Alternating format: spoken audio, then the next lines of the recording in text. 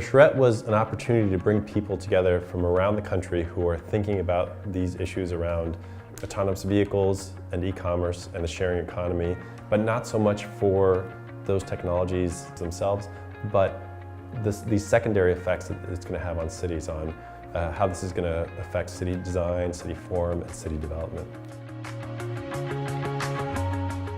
We really focused on getting a broad range of people. We had urban designers, architects, planners, engineers, developers, all coming together to talk about some of these issues.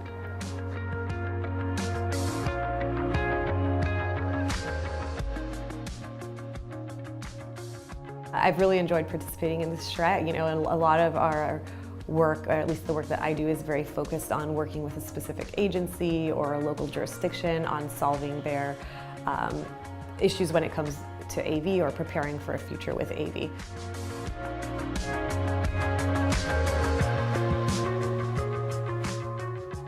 I think the most interesting thing is actually start looking at land use typologies and how does this change the potential for different urban land uses, and whether or not you may actually be able to have more residential uses in a downtown in terms of automotive uses and in terms of car-serving uses. I think one of the biggest opportunities is the question of equity. The risk is allow a new era of segregated transportation where only the wealthy get automated vehicle, get ubiquitous mobility. There's an opportunity in there too to allow for access to mobility for everyone. Good mobility, easy mobility, quick mobility, if we do the right policies.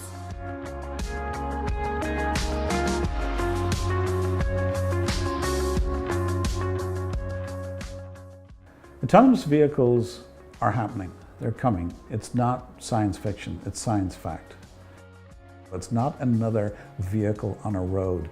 This is going to impact the city as a whole, and I think the entire city population, all the stakeholders, all the users in a city should be represented at the table where decisions are made.